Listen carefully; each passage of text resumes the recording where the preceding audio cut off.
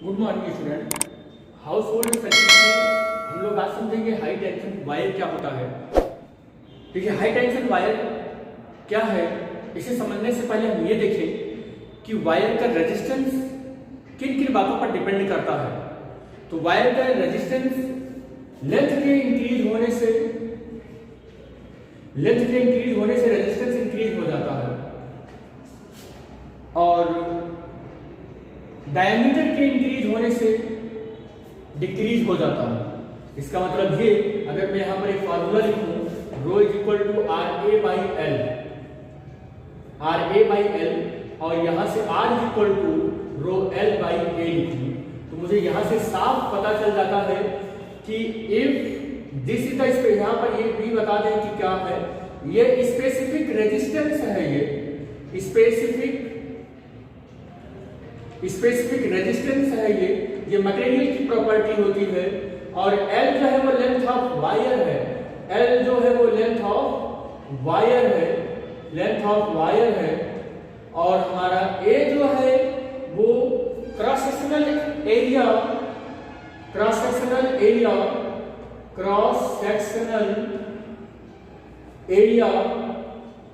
Of wire है। ये मेरा cross sectional area of wire है और आर जो है वो रेजिस्टेंस है। बेटे यहां से आपको पता चला होगा कि आर अगर इंक्रीज किए तो मेरा एल इंक्रीज होने पर आर इंक्रीज हो जाएगा। अगर आर इंक्रीज हो रहा है तो एल इंक्रीज हो जाएगा, मतलब लेंथ ऑफ वायर इंक्रीज है तो रेजिस्टेंस इंक्रीज हो जाएगा। अगर लेंथ ऑफ वायर डिक्रीज है तो रेजिस्टेंस डिक्रीज हो जाएगा। इसी की करेस्पॉन्डिंग हम क्या लिखें कि अगर एरिया मेरा इंक्रीज हो गया तो रेजिस्टेंस मेरा डिक्रीज हो जाएगा और अगर मेरा एरिया मेरा डिक्रीज हो गया तो रेजिस्टेंस ऑफ वायर मेरा इंक्रीज हो जाएगा। इन दोनों में आप देख रहे हैं कि जो रेजिस्टेंस है वो प्रोपोर्शनल टू एल है और जो रेजिस्टेंस है वो inversely proportional to the area है। ये दोनों आप रिलेशन को देख रहे हैं। तो मुझे क्या करना है, एक ऐसा अगर नॉर्मली आप वायर देखते हैं, आप वायर देखते हैं तो उस वायर में इलेक्ट्रिक करंट फ्लो होता है। तो आप ये भी देखते होंगे कि जो वायर है उस वायर को बहुत बारीक फाइन वायर जो होते हैं उस सिलेंड्रिकल शेप में, और उनको फिर ट्विस्ट करके हम ट्विस्ट करके बहुत सारे वायर लेते हैं और उनको आपस में ट्विस्ट करने के बाद उस पर इंसुलेटिंग कोटिंग कर देते हैं और इस तरीके से वायर बनता है। तो ये क्यों करते हैं, पहले इस बात को समझें कि किसी भी एक वायर में मतलब उसमें 10-15 वायर एक साथ पतले लेकर उसको ट्विस्ट करके आगे बढ़ाते हैं। उससे अच्छा है कि एक ही वायर न ले, क्यों इतना मेहनत करते हैं। तो इसके पीछे रीजन ये है क्योंकि हमें पता है कि जब हम सिलेंड्रिकल वायर बनाते हैं और उसे ट्विस्ट करके जब हम उसे इंसुलेटिंग कोटिंग करते हैं तो उस पर ये असर हो जाता है कि हम पतले वायर बना के जब ट्विस्ट करते हैं तो उसका जो इफेक्टिव सरफेस एरिया है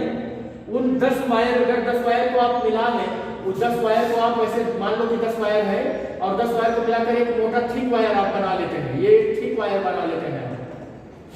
और इतने ही अमाउंट के मटेरियल के पतले आप 10-15 वायर आप बना लें और उसे ट्विस्ट करके आप ट्विस्ट कर ले तो ये भी एक वायर हो गया, लाइक एक वायर। तो इसके सरफेस एरिया से कहीं ज्यादा इसका सरफेस एरिया होता है। तो याद रखिएगा कि एक थिक वायर के रिस्पेक्ट में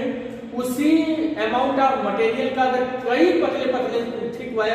थिन वायर बनाए जाए और उसको ट्विस्ट किया जाए तो उसका जो इफेक्टिव एरिया होगा बहुत ज्यादा होगा इस एक वायर के रिस्पेक्ट में। इसी वजह से जो आपके घरों में वायर होते हैं उसे बहुत ही पतले सिलेंड्रिकल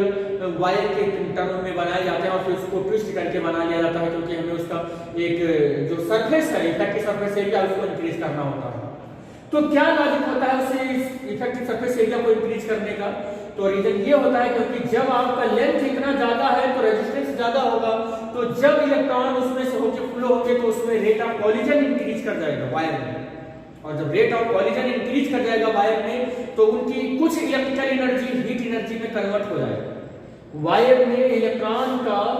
इलेक्ट्रिकल एनर्जी क्या हो जाएगा, हीट एनर्जी में कन्वर्ट हो जाएगा, और हीट एनर्जी में कन्वर्ट होने की वजह से ये वायर जो होगा वो उसका टेम्परेचर इंक्रीज कर जाएगा। और कभी ऐसा होगा कि इंक्रीज करते करते कभी ऐसा भी हो सकता है कि ये वायर जो है वो ब्रेक हो जाए और कोई फायर एक्सीडेंट या कुछ ऐसा मतलब ना चाहने वाला कोई इवेंट हो जाए। तो हम इससे बचाने के लिए क्या करते हैं कि उस वायर के थ्रू लंबी दूरी तक हमें इलेक्ट्रिक करंट को भेजना है, हाई वोल्टेज या हाई करंट के थ्रू में के फॉर्म में, तो हम उस वायर को पतला पतला करके और ट्विस्ट करके भेजते हैं, ताकि क्या हो कि पतले वायर जो होंगे, यहाँ से देखते हैं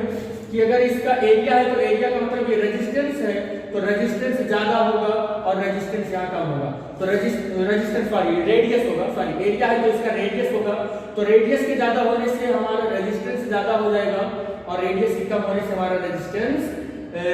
क्या हो जाएगा,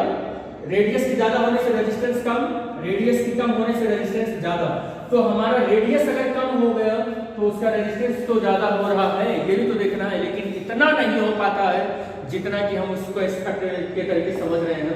तो मेरा क्या हो जाता है कि एरिया, हम इस पतले पतले वायर के रेडियस के बहुत सारे वायर को लेते हैं और ट्विस्ट कर देते हैं, तो उसका रेडियस ग्रेटर हो जाता है। बेसिकली ये वाला केस उस वायर में अप्लाई हो जाता है, ये वाला केस उस वायर में अप्लाई हो जाता है कि बहुत पतले पतले वायर को ट्विस्ट करते हैं तो उसकी रेडियस इंक्रीज हो जाती है, जिससे उसका एरिया इंक्रीज हो जाता है, जिससे उसका रेडियस क्या नाम रेजिस्टेंस डिक्रीज हो जाता है, और रेजिस्टेंस के डिक्रीज होने से ही हमारा जो करंट के फ्लो होने की वजह से वायर का टेम्परेचर इंक्रीज हो रहा था, वो टेम्परेचर का ज्यादा सरफेस एरिया मिल गया रेट ऑफ डीके होने के लिए। वायर ज्यादा हीट हो रहा है तो हम ज्यादा अगर उसको सरफेस एरिया दे देंगे तो ज्यादा सरफेस एरिया मिलने से उसका हीट ज्यादा से डीके होगा और सराउंडिंग में चला जाएगा और वायर हमारा आसानी से कोल्ड बना रहेगा। और यही प्रोसेस को हम यूज करते हैं हाई टेंशन वायर में, और इसीलिए मैंने इस पूरे सिनेरियो को बताया कि क्या होता है। तो जहां पर मेरा पावर ट्रांसमिशन होता है, पावर प्रोडक्शन एक अलग चीज है, पावर ट्रांसमिशन की टेक्नोलॉजी एक अलग चीज है। पावर प्रोडक्शन या कह सकते हैं कि जहां से इलेक्ट्रिसिटी बन रही है वो एक स्टेशन है,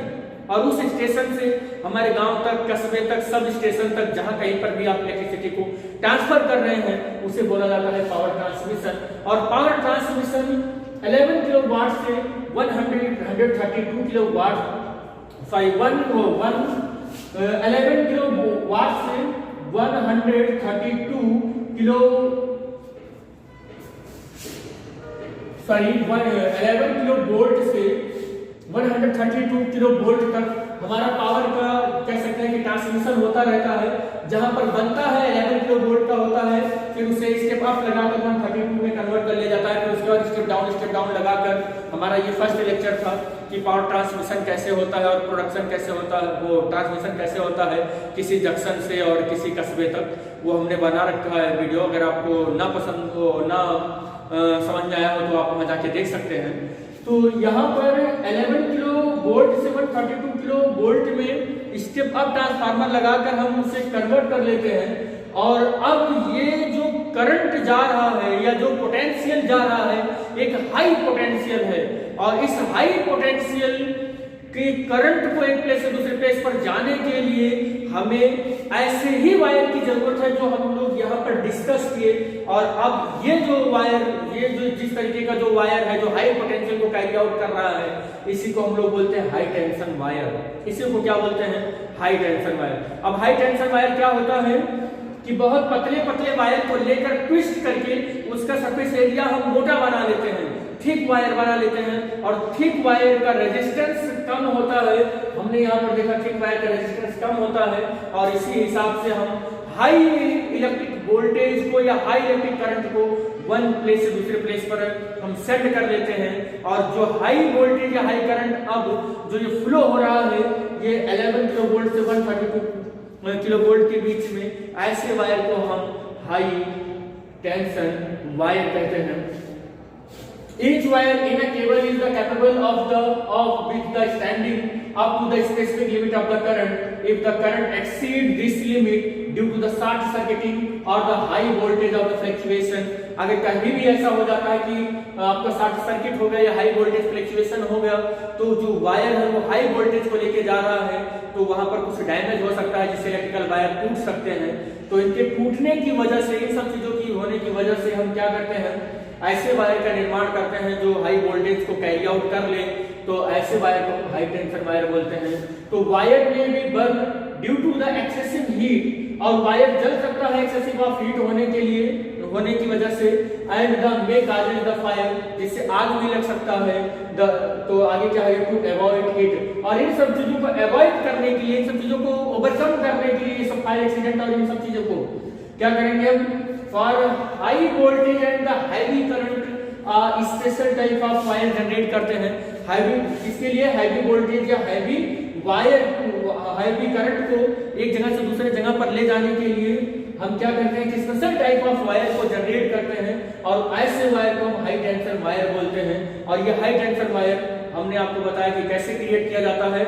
पतले पतले वायर को लिया जाता है और उन्हें ट्विस्ट करके मोटा वायर बना दिया जाता है, क्योंकि हमें पता है कि एक हाइयर रेजिस्टेंट, हाइयर रेडियस का जो वायर होगा उसका सरफेस एरिया ज्यादा होगा, और सरफेस एरिया के ज्यादा होने से उसका रेजिस्टेंस कम होता है। तो इस तरीके से रेजिस्टेंस कम होने की वजह से जो हाई वोल्टेज का फ्लक्चुएशन है, वो फ्लक्चुएशन से बहुत कम